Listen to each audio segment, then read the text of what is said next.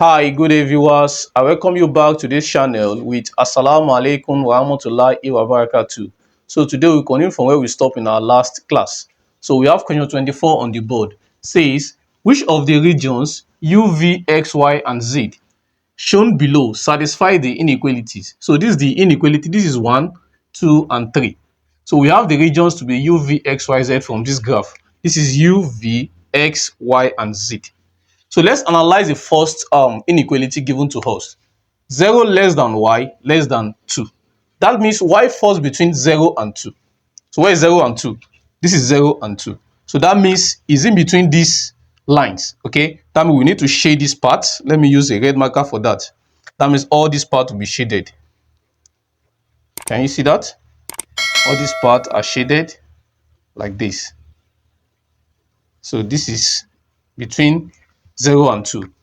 Then the next one says y is less than 3 plus s. Already we have the linear graph here, which says what? Y equals 3 plus s. That means less than means below that linear graph. That means here. Below is, I'm using black marker for that. So this is below.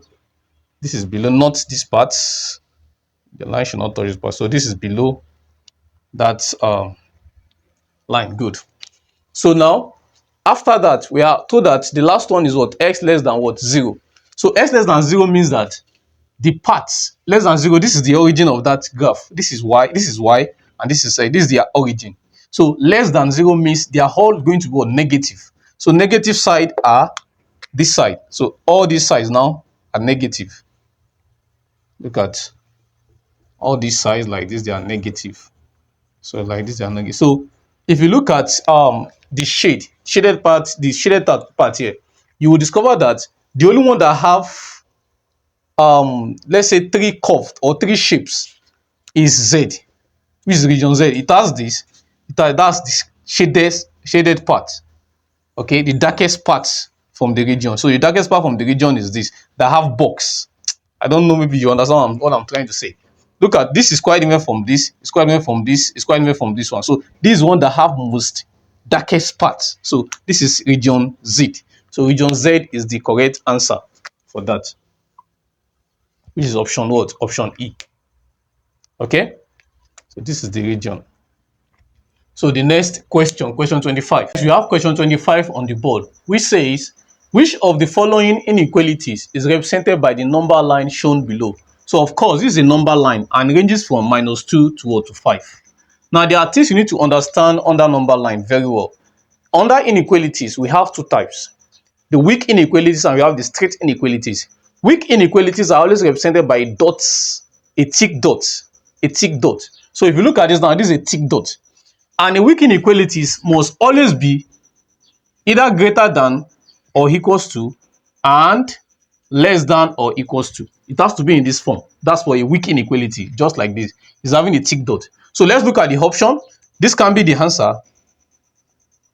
Okay, this can be the answer because it's actually what? It's actually a straight inequality. So these are the option we rule out first. Another criteria we need to understand here is that this particular inequalities commence from what? From -1. It starts from -1. That means it is equals to -1. So that means it can be this and it can be this. That means the answer should be between C and E.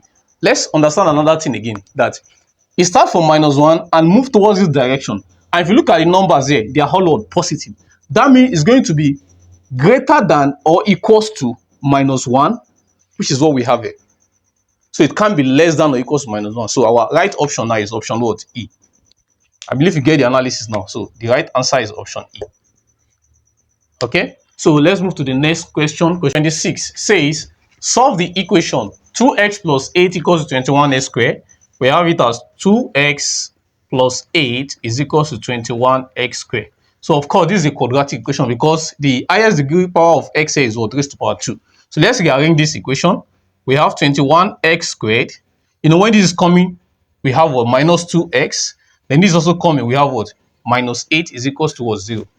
So we have been able to arrange the quadratic equation. So now, in quadratic equation, you can use separate method. You can use different method to solve it. You can either use substitution, factorization method, complete the square method, and the formula method. So in this case now, I can use any of the three, but I decided to go with factorization method because it can be factorized. So the product in this case is by multiplying this and this. 21 multiplied by this will give you what?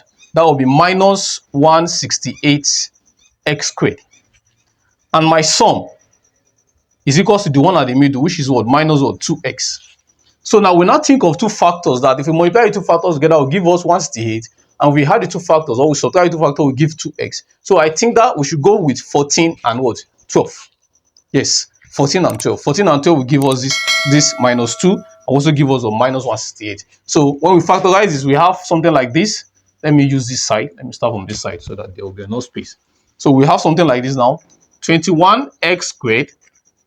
Instead of minus 12, it's going to be minus 14x. We think of 14 and 12 plus 12x, then minus 8 is equal to 0.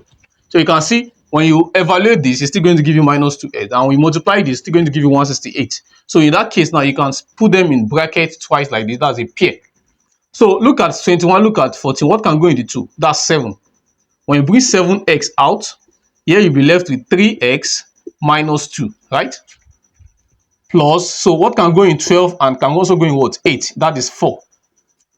You have what here? 3x minus 2 is equal to 0. So in such a way that the 2 inside the bracket must be the same thing. If they are not equal, that means there's a mistake from this factor. You have to be careful. So the one outside the bracket, you bring them in bracket, and the one, you take one of this one in bracket already. So we have 3x minus 2 already. Then the one outside is 7x and 4. 7x plus 4 is equal to 0. So when we equate them, we have 3x minus 2 is equal to 0, or 7x plus 4 is equal to 0. So by collecting like times, you have 3x equals to 2 here, or 7x equals to minus 4. Then divide also by 3, yeah, divide also by 7, divide by 7. So this will cancel. So x will be equals to 2 over 3, or x will be equals to what? Minus 4 over 7. So that's our final answer. So let's look at the option 2 over 3 and minus 4 over 7. This cannot be the answer. 2 over 3 and minus 4 over 7. So our correct answer is option B. Okay, so let's move to the next question. Question 7 says, in an examination, a candidate was asked to draw the graph of y equals to x squared plus 6x minus 27 and a linear graph on the same axis such that their intersection will give the solution to the quadratic equation.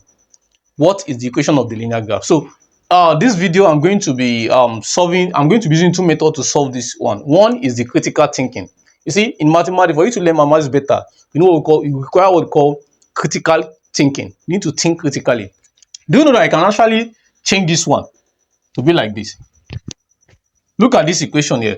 I have x squared plus 5x minus what? 29 is equal to 0. I can change this to look like this. How can I change this value to look like that? This is the same thing as saying x squared plus 6x minus x minus 27 minus 2 is equal to 0. You can see 6x minus x will still give you this. This minus it will still give you this. So I can bring them together since I want it to look like this. So this same thing as saying x squared plus 6x. I have minus 27, which is this. Then I take the minus x and minus 2 to the other side. I'll have x plus what? 2. So you can see this one now. It represents what? Y from that question. So I can just say y is equals to what? X plus 2. And I'm done. So my answer is option E. This is our level of critical thinking. But for you to solve this question, now, let me put this, like another method you can use to solve this question is to take, equate this value with equation of a line. Equation of a line formula is y is equals to mx plus c, right? So just equate it with this one. You have x squared plus 6x minus 27 equals to mx plus what? C. Then when you collect like times, you have x squared plus 6x minus mx minus 27 minus c is equals to what? 0. These are all together. So now from here, now I can actually factorize this. So if I factorize this, I will have x squared plus what? What's common to them? X. I will have 6 minus what? M minus y. I can factorize the negative out. I will have 27 plus c inside the bracket equals to 0. So after that, just equate this quadratic equation given to equate it below this one. So you equate this one below this, you are going to have x squared plus 5x minus 29 is equals to 0. So when you equate these two, now this out, this is out. Equate these two, x will cancel out x, you'll be left with, okay, that means I will need to wipe up one of these parts. I believe this is clear. So let me just wipe up this question here.